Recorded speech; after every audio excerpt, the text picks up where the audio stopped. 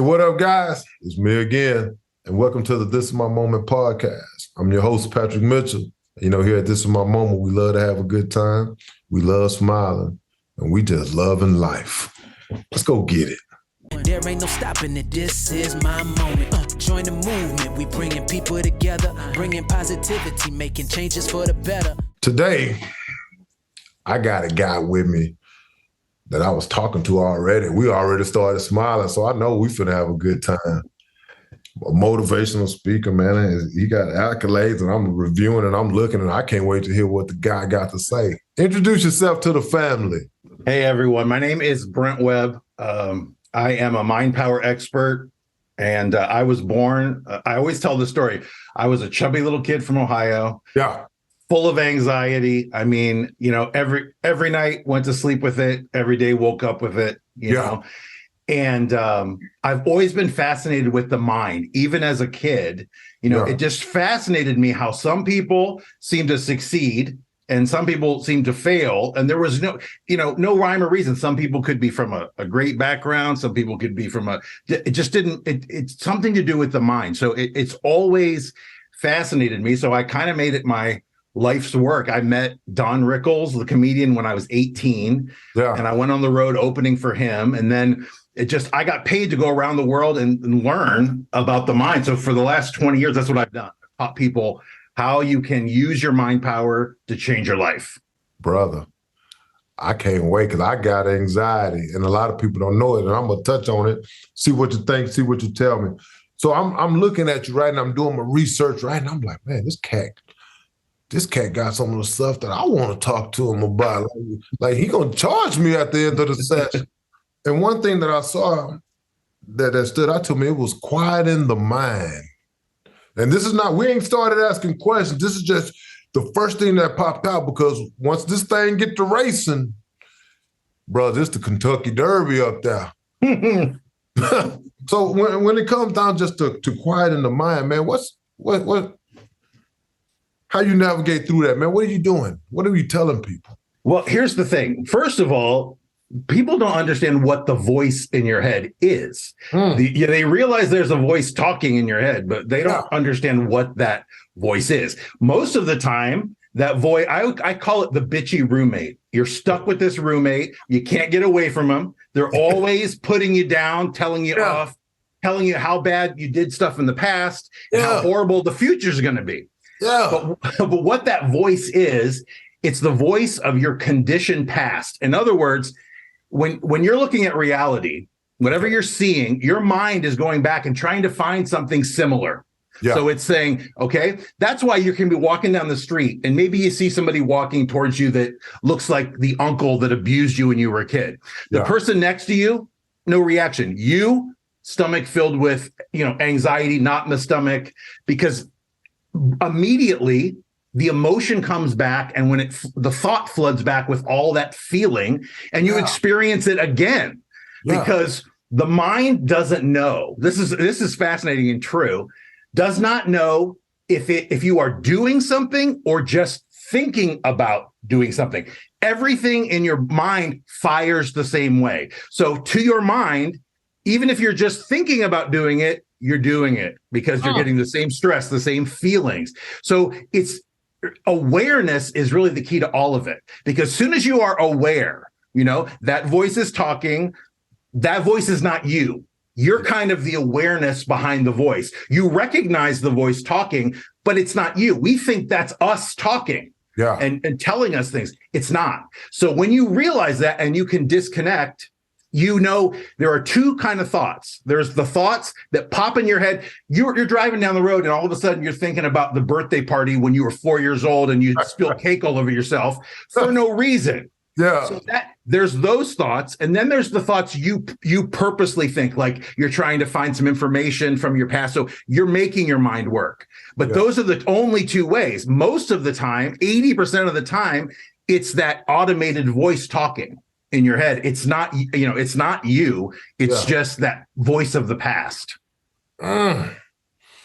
Brother, Yeah. And once you realize that, it changes everything, because it's like when you drag this stuff into the light, as soon as you shine awareness on it, it disappears. It can't hold up to scrutiny, you know? Yeah. And you know what? You just segue right into the next question. I think I'm going to like this. Keep it up. How do you reshape that anxiety, the thinking of anxiety? How are we reshaping that? Well, like I said, awareness is key. You have to realize we have 60 to 80,000 thoughts every day. So think about that. Yeah. Going on in your mind, 80,000 thoughts a day. Then you have to think, how many of those thoughts are negative thoughts? Okay. And it's about 80% of the time. So the thoughts are negative. All right. So that means the majority of the thoughts are not only negative, but they're irrational. They're not, they're just overly unhelpful. They're not going to help in any way, right? So you have to imagine the impact that has on your psyche, on your body, on your life, because you're doing that to yourself. So what happens is obsessive, pessimistic, negative thinking, that is the voice of anxiety. Yeah. When you hear that, that's anxiety. And most people don't realize anxiety is manifested in negative thinking way before it becomes a feeling. So you are creating thoughts, over time. The same thought with repetition starts to become a thought pattern. And then over time, that pattern becomes a belief. And once it's a belief, it's almost impossible to change. So, when we're kids, the first 8 years of our life, our mind is like, just imagine a tape recorder recording everything, right? So if you're hearing you're not good enough, money is bad, money is only for evil people, you're never going to amount to anything, whatever, that stuff that you're programmed with, all the people around you, your family, your teachers, the media, everything programs you, right? So then after the 8 years, anytime you go on autopilot, which is about 80% of the day, that tape starts running. The tape you made when you were a kid, it's not logical, you weren't mature, but that's what you're living with choices made when you were an immature 5-year-old. So anytime your mind goes out of the now, you're driving and you're thinking about something else, that's the tape that's going to be running in the background. And think about terrifying, right? You know what, man? You just had the whole show, brother. You got it, man. So for me, right, my anxiety is from like the war. I was in Afghanistan, right? Wow, yeah. Yeah. So when I came home, I was telling my story. Like, we got blew up 4 times. Like, we were hit with IEDs, right? We were shot at in helicopters and bombs and all this stuff, right? So like when I hear like claps. And is that the same kind of like it's not a negative thinking, I don't believe, but what can I do to kind of quiet my mind? You know what I'm saying? So when I look at like the experience that I went through, right, and how I get that heart racing, right, and all those negative things start to come back. And I'm not a negative person by no stretch of the imagination. So I don't know if it's like the negativity that's associated with that.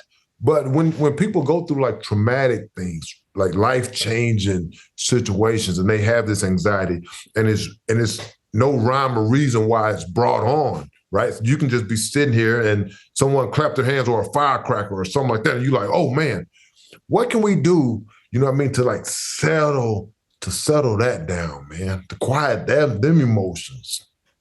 Well, one of the things that I tell everyone is the easiest thing to do is just start changing your thoughts, because just beginning to do it, taking a look at what most people go through their entire existence without ever looking at what they're thinking. They're going through their life, that voice is going, the mind is going. When something happens to us, negative or positive, what we do, if it's negative, we don't want that. Right? We don't want the feeling anymore. So what we do is we push it away, but we don't fix it. We don't work through it. We just hold it away from us with willpower. So we're pushing it away. The good things we want to take in, like the new car and the first kiss we ever had. We want to pull that in. But what that means is you're holding all this crap inside that you've never worked through. So every time anything triggers you, all those feelings rush back because the feelings are connected to the thought. As soon as you have the thought, all the feeling rushes back. Wow. So the thing to do is to know what you're thinking. Stop 5-6 times a day. Write a note just to stop. Put it on your desk. When you see that, stop and think, what am I thinking right now?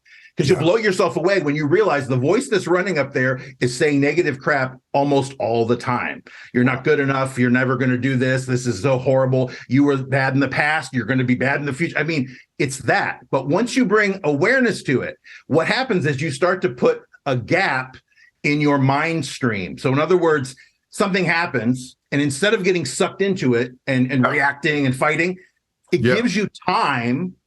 That pause gives you time. So it seems like everything's in slow motion almost. Everything moves slow and you have more reaction time. So before you get sucked in and you start feeling all the feelings, you put a gap there. So over time, gaps in the tape starts to rewrite what's going on up there. Wow. Keeping track of what you're thinking. So when you see that note, have a pad next to you, write down, okay, 10:04, this is what was on my mind. Because over time, when you look at that, 11:06, 4:13, you'll start to see what the thoughts were. And again, almost all negative. Yeah. And you know what, man, I'm listening to you, and it's almost like like your mindset is a program, right? There's an algorithm to this stuff, right? How do we change that? We talk about cutting it up, putting the gaps in, writing it down, right? But when that's not working, man, like, and it don't work for everybody, I'm sure it won't. Like a lot of people like me, I sleep with a notepad, no question. Like my best things come at night. I don't know what it is. When I'm sleeping and it's 2:00 in the morning, all of a sudden, right? And I like the fact when I was looking at you, you talked about like your mindset being a program and changing your mindset. What is the first thing that people can do to change that algorithm, that mindset algorithm, to start doing those small things like taking the notes and chopping up the film to help it rewrite? What's one of the first things people can do? Well, the first thing I tell people is to realize, first of all, we are never satisfied with the moment that's in front of us. The suffering is the idea that we have to have the moment be what we want it to be. Yeah. Okay. Happiness is when you accept the moment for however it is. If you don't like it, you can change it, but you don't fight it. And that's what everyone does. They try to twist the world to fit their triggers. So in other words, okay, you can't say this to me. I can't see this person. I can't do. So you are changing the world to match your triggers. Yeah. So now you go through your life and, anytime anything touches your stuff, we call it, like somebody gets too close with something that bothers you, you get all those feelings again. So it's knowing what your triggers are important, knowing, okay, what makes me, what do I need to look at? Why did I think of that birthday party when I was 4 years old? There's a reason. Something in my psyche is, so there are always red flags and signs that go up. You got to start paying attention to them. You got to, when you look and see what you're thinking, if the thought's negative, what I do is I replace it immediately. So if I was thinking of something like, for instance, somebody at work might think, I'm never going to get this report done. Okay. Right. So you're thinking that. So immediately you change that to, I'm making great progress and I'm always checking my work. But over time, see, your mind was built with repetition from the past. You've got to do the same thing. In order to reprogram that subconscious, you have to get in there. You're going to have to give it repetition of positive things, of things that people are always, again, not happy with the moment. It's always about what they want. I'm making a cup of coffee. This moment is not what I want, right? I want to drink the coffee. So I'm always looking for happiness in the next moment. So it purposely puts you constantly chasing after happiness because everything is like, I'm doing this so that I can get this, but it's never this I want, right? You're always going for the next thing, which puts you on a hamster wheel of you're never happy because you're always chasing it. Trying to get something else. Man. Yeah. I like that. When you were, and correct me if I'm wrong, it says that you had a fight with cancer. Is that? So I did. First off, before I ask the question, how's that going? Great. I mean, this was back in 2006, 2007 in that area. So it's been clear since then. But it was all mental. I mean, I just like anybody else, I got the news, I was, my family was on vacation. I mean, I went in, the doctor, we got your results. You've got Hodgkin's lymphoma. I mean, I was by myself, and it's one of those things. You get that news, you can't help your mind starts immediately. As soon as you hear cancer, you're dead in your mind. So I mean, I spent a week like that, and then finally, I went back to all my mind training, and I thought, belief is so important because, I mean, if you believe it, you can manifest that. I mean, belief is so powerful. Ooh. When you believe in yourself, when you believe in getting well, when disease is dis-ease. It means the body is not at ease. It's because of something you're doing mentally. So I believe I caused that because I was so anxious and negative and so just overcome with all of that. I mean, it was like poison. And, so once I got my mind back on track, I went through the process with that idea. I did the chemo, came out, and I've been fine ever since. Well, first off, man, before we get going further, congratulations, man. It's huge. My grandfather passed away from cancer, so I know it's a fight. And congratulations for that, man, and way to be positive about it.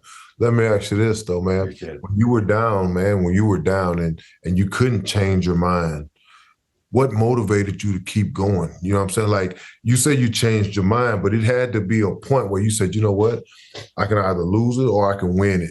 You know what I mean? And a lot of people would have gave up. A lot of people, we read it, man. People die from this stuff all the time. It's not a question. Personally, I know it for a fact. What motivated you, man, to keep going? What motivated you to be like, you know what? Oh, I can beat this. This is easy work. What happened? I've always, like I said, I've understood the mind. So as soon as I went back to that, I've had clients that I have a lady right now, stage 4 breast cancer. She saw me on television. She came to my event and told me, I saw you on TV. They gave her 6 months to live 3 years ago. Okay. Oh. She was, of course, how you would imagine. She came completely, didn't know what to do, has small children, didn't know what to do. And so I did for her what I did for myself, which was, I told her, you are the driver of the car in this life, right? You are not, the driver of the car is not sick. The car might not be in great shape, but you're just the driver. When this is over, you're going to get out of that car and you're going to get into another one. So when you look at it that way, that we're not human beings having a spiritual experience. We are spiritual beings having this human experience down here. Okay.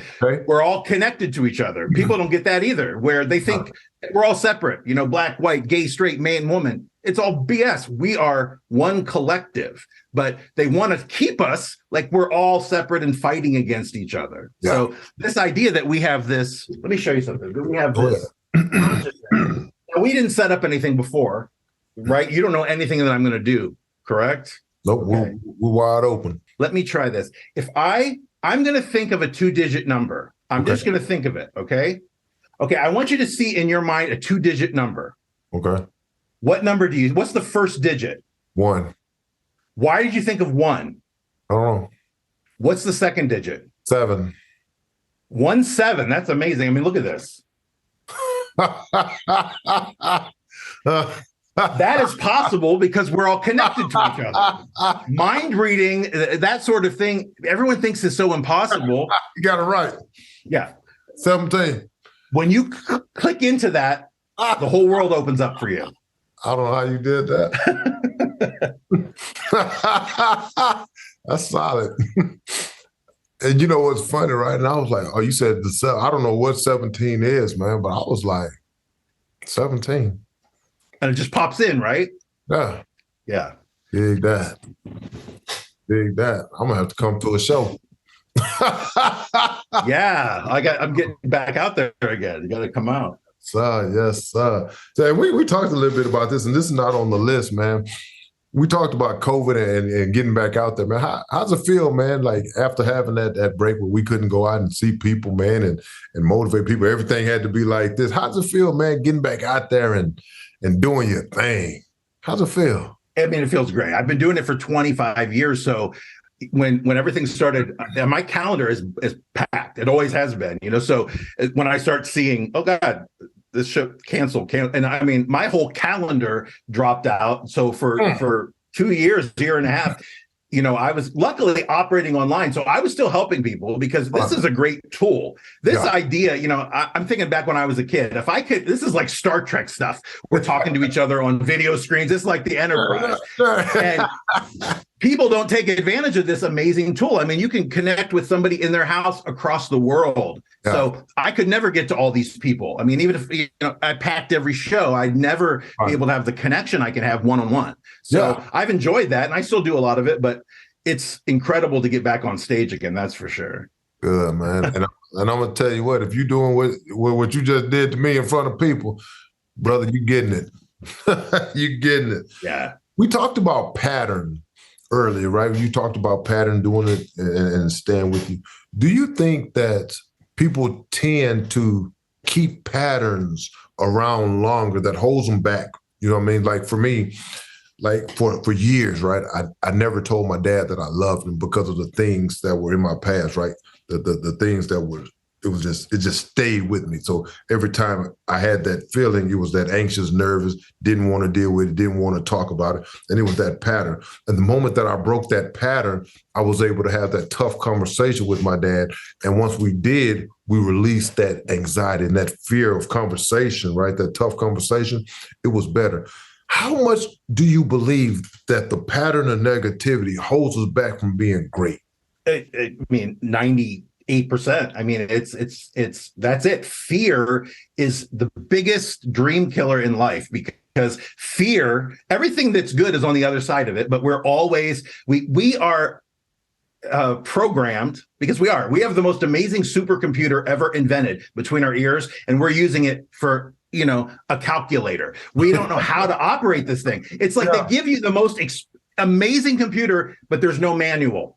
Yeah. They give you a manual when you buy a cell phone, a toaster, anything else. But this, they don't give you any idea how to operate this thing that you got on here. So again, awareness, when you're constantly, going through your life being negative, first of all, people don't realize it. They don't even realize they're doing it. And if there is someone in your life, if it happens to be your wife or your husband, girlfriend, boyfriend, and you're both negative, that is going to be a situation where they call this harmonizing. In other words, you're vibrating. We're all kind of energy, right? Beams of energy. So we're all vibrating on different frequencies and levels. So, but to be with someone, in the same house, in the same conversation, you have to harmonize. That means you have to bring your frequencies together, and then it puts you, okay? The problem is, if you're both negative, you're feeding off each other. If you're a positive person and they're negative, it means you're constantly you're lowering your frequency to meet theirs. You can't make theirs raise, right? So you have to lower yours. Very dangerous. You have to get yours down there in order to it's like synchronize with them. So the idea is just to be aware. Soon as you bring awareness to the fact that you're having all these thoughts, they'll start to go away on their own. I always tell people, you don't have to go into your mind and have this great struggle about all these things that happen and work through each thing. By doing this overall work, these things release by themselves because they're held in there with willpower. But from something 20 years ago. But I've seen people fight with their mother who's been dead since 1984. They're still, mad at their mom, and she's been dead for 30 years. There comes a point where letting go frees you. It releases you. Forgiveness doesn't help them, especially if they're dead, right? Forgiveness is all about the person, because you're the one holding, even if the person's alive, they're going through their life probably not even thinking about you, and you're dying, and you're having all these feelings. You got to let that go for you. So it's a process. You know what's funny, man? You brought that up, and this is our frequency, man. I was just talking about this, and I told him, I said, you know what's funny? People that talk bad about you or talk negative about you, you stay up thinking about that stuff, right? You stay up and you pondering over it, right? And you can't figure it out. And they're at home sleep. They've put such a negative influence inside of you to where you're not sleeping. You have anxiety, right? You going to the doctor with this depression, you doing all these things, and they're at home sleep.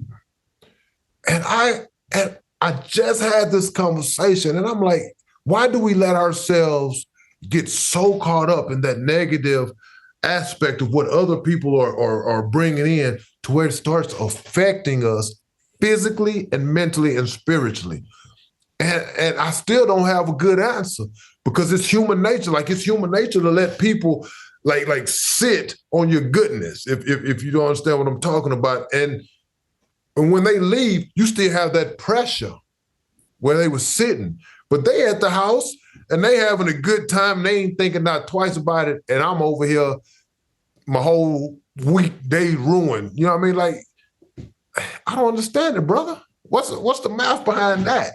Releasing the idea that you care what other people think is big, because somebody says something to us, and most of us spend our life reacting. In other words, we're not proactive. Somebody walks up to us and they say, "God, you look like crap today," and immediately, we're living in this two worlds. We've got our inner world, which is everything inside us, thoughts and ideas and confidence and love and happiness. All those things are in your inner world. Okay. Right. And you also have the outer world, which are things and, concrete things. But confidence, love, all the important things are not out there. They're all in here. Yeah. And we're all chasing things out. When I get I get this girl, I'm going to be happy. When I get this job, I'm going to finally be happy. So you're constantly chasing because you're worried about what everyone thinks, what the neighbors think, what your parents want you to do. Yeah. When you start to live for yourself, a great way to do it. I always tell people, you're driving in your car. This is a great place to start with this.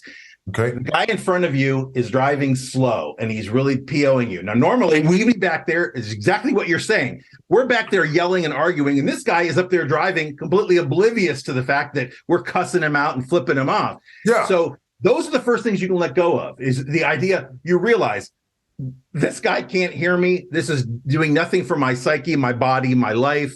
Yeah. You let it go. If the weather's crappy outside, I hear people go, "Oh, God hates me. Oh, God, I have my only day off and now it's raining and the day's ruined." The day's not ruined. There's some weather, right?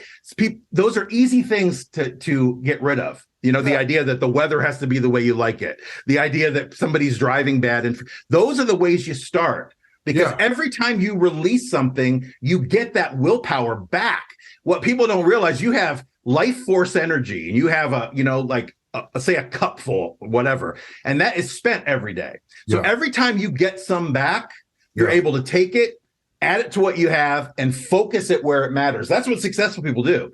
They take their will and they laser focus it where it matters. So every time they free something up, they take the willpower back, focus it, take it back, focus it. And over time, you're creating your own life. You are literally co-creating your life because it's your ideas, it's your thoughts, it's your beliefs that is creating your reality. So once you realize that, it makes all of the rest of it pretty easy. Man, when I was growing up, man, I would call this free game. You giving us some real good game, brother. Man, that's solid. You right, man. Goodness gracious.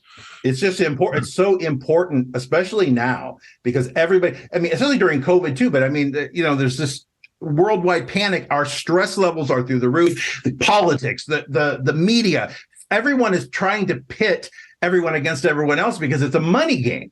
Yeah. It's not, they don't, I love this saying, I have this thing I had on my website. It's a bunch of people, and there's like a Monopoly board on their back. Yeah. And there's all these rich, billionaires playing Monopoly on the backs of all these people. And the quote is, if the people would just stand up, the game would be over. Yeah. But we don't get it. They make us upset about little things. Yeah. We're killing and arguing with each other. And meanwhile, they're raping the world and raking in billions of dollars. It's just this idea of we're all separate. We got to get into the idea that we're all one. We're all one consciousness, Yeah, too easy, man. You're right. And once we realize that, man, we can start rewriting it. We can rewrite it, brother. That's solid. So here's the deal. You gave us a lot of free game, and I'm going to take it. And I know my people love that, because we love this. At the end of the shows, we always have some word association. right? And this is the part where I can really get into you to see where you're at. Some people get it quick, some people don't. See where you're at. This ain't gonna be as easy as that 17. Okay. Here we go. Out of all the venues that you've done, all the people that you talked to, all the people that hired you to come out and speak, you only get to keep one. The one that you keep. Everything else you have to go without. You have to unremember it. What's the one you're keeping? Well, I would say normally, the White House. I've worked, I work for presidents, or my show in Vegas, or all these BS answers, cruise ships or whatever. But I'll tell you, they're the shows. I don't care how big the audience is. I don't care. The shows where you connect to the majority of the people, where they get something out of it, or they come to you and they say, you changed my life. I get an email, those kind of things. So there's a show when I really first started integrating my mind power for entertainment with my mind power to change your life. So I kind of combined those two things. Yeah. That first show was just life-changing for me, because people used to, I used to get standing ovation. They would, and that was great, right? But that's empty and hollow. Yeah. Now people are crying. People are realizing they're having epiphanies and breakthroughs. And so that show, which was in Niagara Falls, 1997 or something, that is the show I always look at as the turning point. That's the thing that just did it for me. Dig that. 1997 Niagara Falls, brother. I got it. I like that. Here we go. Next one. You can tell your younger self one thing. Your younger self. What are you telling yourself? What are you telling Brent, man? What are you telling a 16, 15, 17-year-old Brent? What are you giving them? It would be either everything's going to be fine. Everything's going to be okay. I think it's just be cool. Stop worrying and enjoy, because it was, again, always wanting something else. And then other moment, just enjoy now. Enjoy this. Enjoy your time getting there. I didn't enjoy the ride. All the celebrities I worked for, all the money I made, I didn't enjoy that. Yeah. When I should have. I've been all over the world, everywhere, from Germany, Antarctica, Russia. I didn't even get to really go see those places. It was all about, the money, the tour, the this. Yeah. So stay cool and enjoy. Yeah. Just live for yourself and be true to yourself. That's the thing. We always live for somebody else. We live for what our parents want.